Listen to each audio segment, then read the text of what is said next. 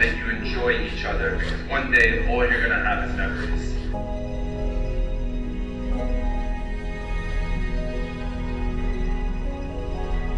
Vous êtes capable de hit 0. Juste, soyez calme, concentré, c'est tout. Et comme à la maison. Léon, c'est la maison, vraiment.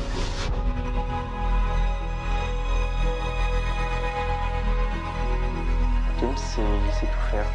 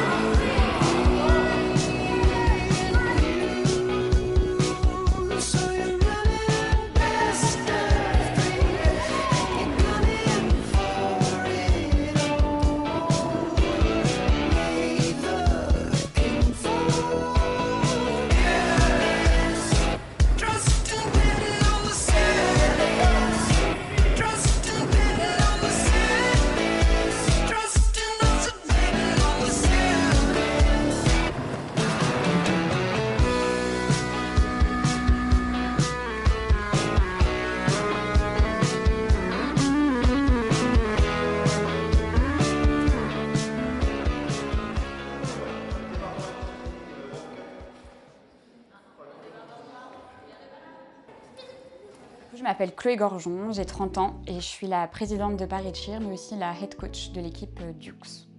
Donc, le cheerleading, c'est un sport américain qui mêle plusieurs disciplines, donc la gymnastique au sol, la danse, les sauts, les portées et acrobaties. C'est un sport qui est très complet, qui demande à la fois de la force, de la souplesse et de l'endurance, et qui existe en France depuis le début des années 90. Salut, moi c'est Pierre-Victor, mais tout le monde m'appelle PV. C'est la 6e année que je fais du cheer et 3 ans chez Paris Cheer à Dukes. Et en plus cette année j'ai coaché l'équipe Knights. Je suis backspot, j'ai toujours été et jamais je serai base. Et en plus de ça je suis tumbler. Septembre, nouvelle année, nouveaux objectifs. Cette année je suis très content parce qu'il y a beaucoup de personnes que je connais déjà et que je connais très bien dans l'équipe qui continuent et qui poursuivent l'aventure avec moi.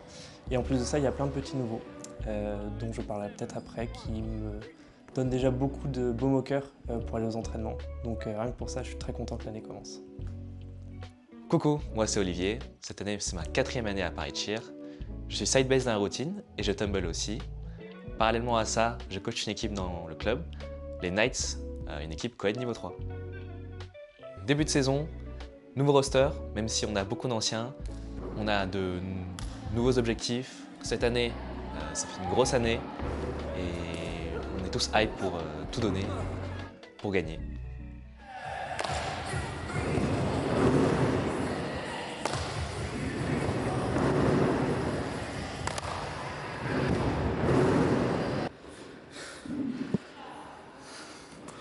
En vrai, c'est bien. Attendez. On enchaîne 2 full out là. Attendez grave à le faire. Genre, c'est trop bien. Sachant que là, on avait que 1 minute. D'habitude, les full out, on a genre 5 1 minutes. minute 30 de burpees où tu colles le sol, c'est beaucoup plus dur. Mais franchement, je préfère les bear crawl. Moi, je peux parler de burpees. Ah non, je déteste les burpees. Je m'appelle Omar, j'ai 28 ans, je suis franco-marocain. Je fais du tir depuis 5 ans à Paris Cheer. J'ai été dans 2 équipes différentes, Dukes et Legacy. En Dukes cette année, j'ai été backspot, principalement, base, mais aussi capitaine cette année. L'année dernière, on a fait les summits, qui est les championnats du monde du niveau 1 à 4. On est arrivé 3e. On avait le seum. Et clairement, c'était supposé être ma dernière année. Mais en fait, j'ai tellement eu le seum. Je me suis dit, on peut vraiment aller chercher cette première place. Que dès qu'on est sorti, on a eu ce petit discours de Chichi. Où bien sûr, je ne le reproche pas, mais voilà. On nous a dit que voilà, on a fait de la merde, etc. Mais moi, ça m'a juste donné envie de revenir. Et je me suis dit, bon, c'est bon, je retry out l'année prochaine. Et cette année, on part au Summit, encore une fois, pour chercher cette première place. Le Summit, c'est une compétition internationale qui est organisée par la société Varsity, donc qui se tient aux États-Unis à Orlando, à ESPN, qui fait partie du parc Disney. C'est une compétition qui accueille énormément d'équipes. Je pense que c'est la plus grosse compétition, même aux Worlds, qui sont les championnats du monde par équipe. Il n'y a pas autant d'athlètes. Là, c'est vraiment beaucoup d'athlètes. C'est pour les niveaux 1 à 4. Et puis après, on a certaines équipes juniors en niveau 5 aussi. Et c'est une compétition qui est très importante, qui est très reconnue. C'est une des plus regardées, des plus suivies au monde. Et c'est celle qui équivaut à peu près au championnat du monde, mais pour les niveaux en dehors des niveaux Worlds. L'année dernière, le Summit, c'était intense. C'était très intense. Moi, c'était la première fois que j'allais au Summit, que j'allais à Orlando. Donc, avant tout, c'était la découverte. J'étais super content de faire cette expérience à Orlando. Et moi, j'y allais pas du tout pour gagner à la base. J'y allais, je voulais bien sûr faire une belle routine, bien sûr hit, mais avant tout, découvrir. On avait des ambitions, des objectifs. On n'a malheureusement pas pu faire ce qu'on voulait faire. Ça ne s'est pas passé comme prévu. Mais c'est pas grave, on repart cette année pour refaire ce qu'on veut.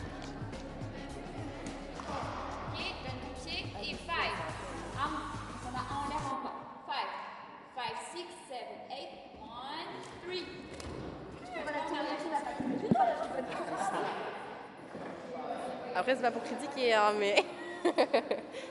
Je m'appelle Lila, j'ai 20 ans. Je fais du cheerleading depuis maintenant 8 ans. Je suis athlète Dukes, base, tumbleuse, coach Majesty depuis cette année et je coach Princesse depuis 2 ans. Voilà. On est rentré des summits en ayant un peu ce goût de perte, quoi. On est arrivé 3e et on voulait faire mieux, on voulait être meilleur. Donc on a tous commencé l'année en ayant la niaque, quoi. On avait trop envie de faire mieux et le début d'année c'était magique, quoi. On était déjà au pic, on avait déjà tous les skills élites possibles et c'était top.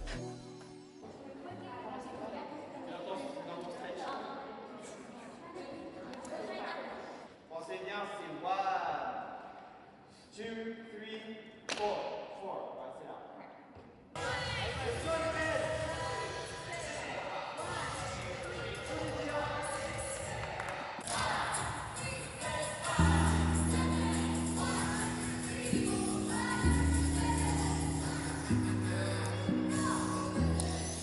On a accueilli Lisa Aucoin, qui est une vraie référence dans le milieu du cheerleading, qui est quelqu'un qui crée des formations pour les coachs internationaux. C'est aussi une personne qui a été juge à l'international, juge Summit, juge Worlds.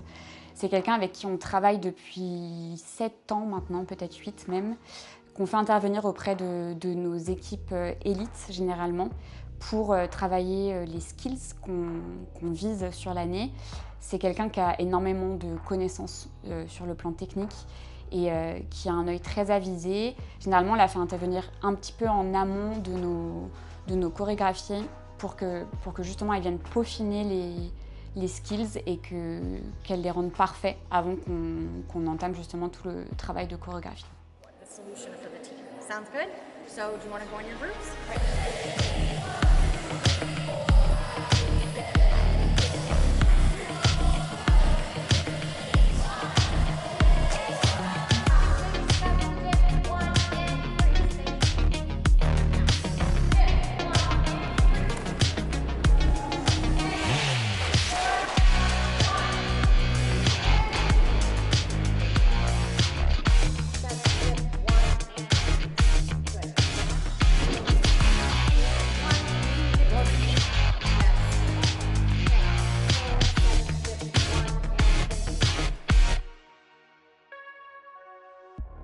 Cléa, side base, capitaine de Dukes 7.0.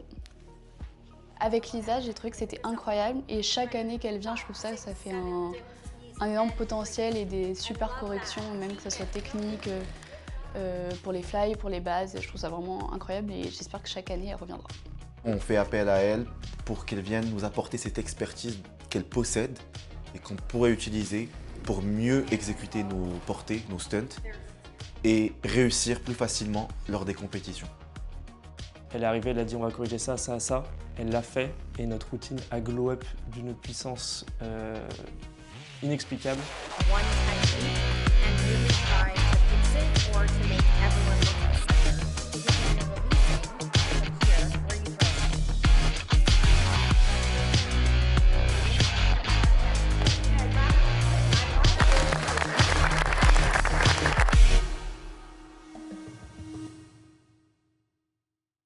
À l'approche de la chorégraphie, on est forcé, nous, en tant que coach, de faire des choix, puisqu'au début de l'année, on choisit une trentaine d'athlètes, sachant qu'en mat, on ne pourra mettre que 24 personnes. Pourquoi on fait le choix d'en prendre plus? C'est qu'on sait que dans notre sport, il y a des blessures, il va y avoir potentiellement des personnes qui vont partir. Il y a plein de choses qui peuvent se passer et du coup, on se doit d'avoir des remplaçants pour pouvoir justement pallier ce genre de problème. Bonjour, moi c'est Mayline, tout le monde m'appelle Maë. C'est ma deuxième année à Paris Cheer, je suis flyer chez Dukes et cette année j'ai la chance de coacher Majesty en plus. Les choix, c'est les coachs qui les font, c'est des choix qui sont compliqués, il y a plein de choses à prendre en compte. Ces choix, je les connais parce qu'à Majesty, c'est le même process. Donc je sais ce qui peut se passer dans la tête d'un coach à ce moment-là. Je sais que c'est des choix pour l'équipe, des choix qui sont durs, qui prennent du temps et qui font mal au cœur. Et en tant qu'athlète, on a un peu peur. Après, on est tous capables de prendre du recul et on se doute potentiellement de qui pourrait l'être, qui pourrait pas l'être, pourquoi. Donc on en parle beaucoup et puis on attend seulement que le roster tombe, histoire de pouvoir se situer sur l'année. Pour les remplaçants, c'est sûr que tu as toujours des doutes, enfin, personne n'est intouchable et tu as toujours ce moment où tu sais jamais si tu seras sur le prat et même si tu l'es au début, en fait, à tout moment, tu peux te faire écarter et quelqu'un prenne ta place, que ce soit blessure, comportement et tu n'es jamais sûr et tu as toujours un doute. Pour le moment, ce n'est pas du tout définitif et ça va forcément changer. Pour l'instant, on a Alexandre, Laure et Michel qui sont nos remplaçants. Bien évidemment, ça va changer en fonction des blessés, de leur progression, de vos progressions. Donc gardez ça en tête. Dans tous les cas, c'est pas parce qu'on les a choisis maintenant que ça sera le cas et qu'ils ne seront pas sur le L'année dernière, ceux qui étaient là, il y avait X absents et ils ont tous fini à un moment donné dans la saison sur le prat. Tous sans exception. Ne pensez pas que c'est un truc figé, c'est juste à l'instant T, c'est jeu, mais peut-être qu'à la semaine prochaine, ce sera quelqu'un d'autre. Donc gardez ça en tête. Les homework non faits, les absences non justifiées ou même les actions justifiées qui ne méritent pas d'être justifiées. Donc gardez bien ça en tête. C'est chiant pour tout le monde parce que chacun mérite sa place sur le prat et chacun veut être sur le prat. Et moi, je redoute souvent parce que j'apprécie tout le monde, j'aimerais que tout le monde soit sur le prat, mais c'est le sport, on a besoin de gens qui sont là pour nous supporter au cas où il y a une urgence, au cas où il faut remplacer. Alors c'est un moment qu'il faut prendre avec beaucoup de pincettes et de forme quand les remplaçants sont annoncés et surtout quand on doit les accompagner tout au long de l'année.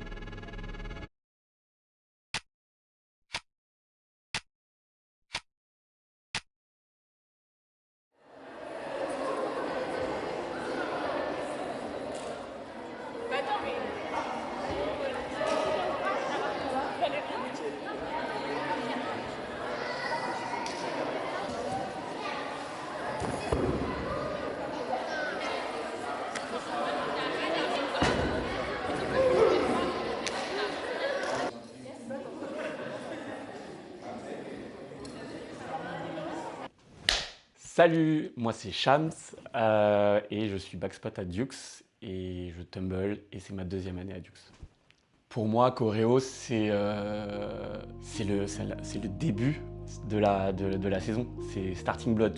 En tant que coach, le moment de la choréo, moi c'est un moment que j'aime beaucoup parce que c'est un moment où on prend un peu de recul, nous, puisque justement on donne toutes les informations à Chichi et c'est lui qui crée. Et moi j'adore voir les chorégraphes créer, je trouve que c'est super enrichissant, on comprend plein de choses aussi. On apprend nous aussi en tant que coach quand on voit les chorégraphes monter leur routine de A à Z. Et nous, contrairement aux athlètes, c'est pas du tout un moment fatigant, au contraire, parce que c'est un moment où on fait pas grand-chose. Chichi, c'est une putain de star. Quand il arrive, pour moi, c'est le dieu du cheer qui rentre dans le gymnase.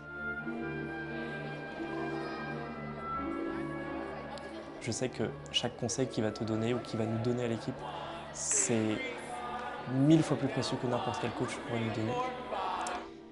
Donc je la ferme, je l'écoute et je bois ses paroles. Chichi, c'est Chichi.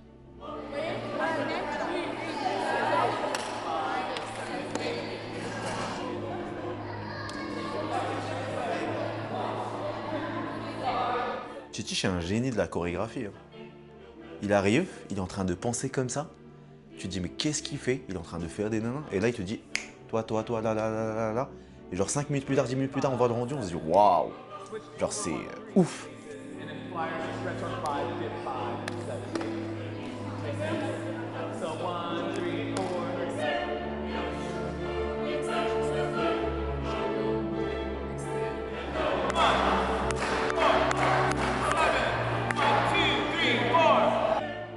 Chichi, ça m'évoque la joie, l'énergie, les good vibes à l'américaine, enfin. C'est un peu genre l'essence du cheerleading, tu vois.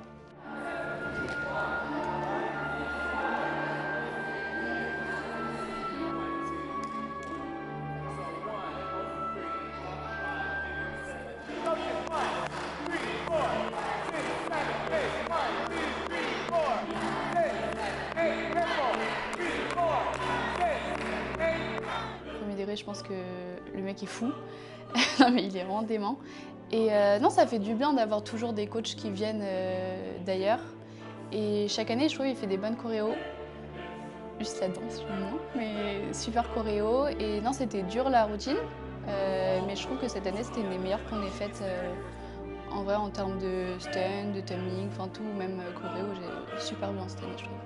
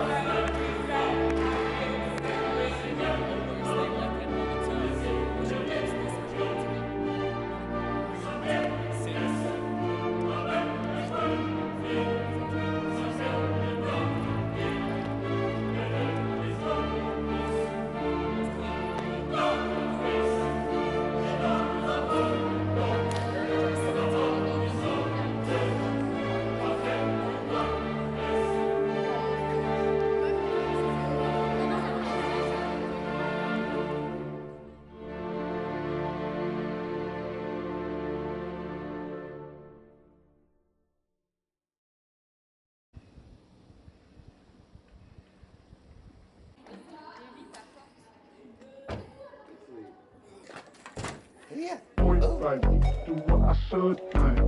Point five, do what I could like. Point five, do what I should like. Point five, do what I could like. Point.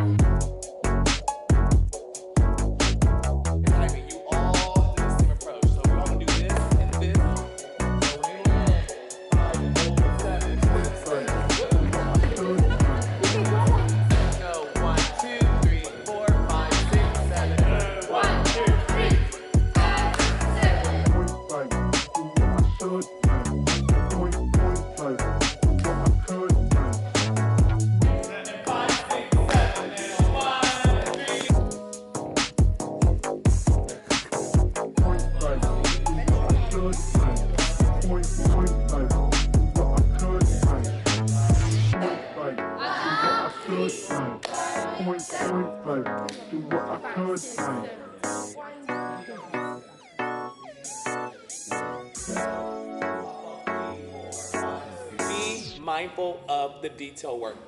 That's what separates good teams. When you watch your favorite world's teams, yes, they have the difficulty. When you watch them, it's pretty to look at. It's visually like, wow, that looks good. They're not just better than you, they're just smarter on the floor. Think about that. That's what makes the team separate from the first place to the second place. It's the precision of like the detail and the production.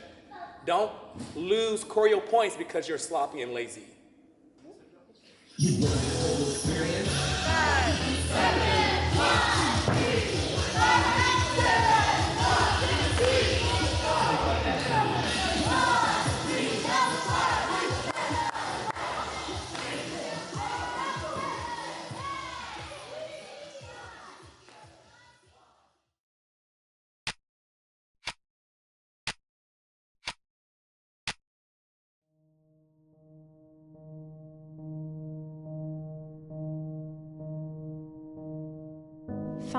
Fin novembre, donc on est dans la période où on travaille sur les full-out.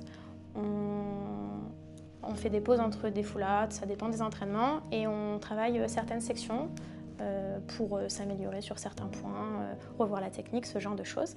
Ce jour-là, c'était un dimanche, on retravaille sur la pyramide. On fait par section de la pyramide, donc on la divise en plusieurs morceaux.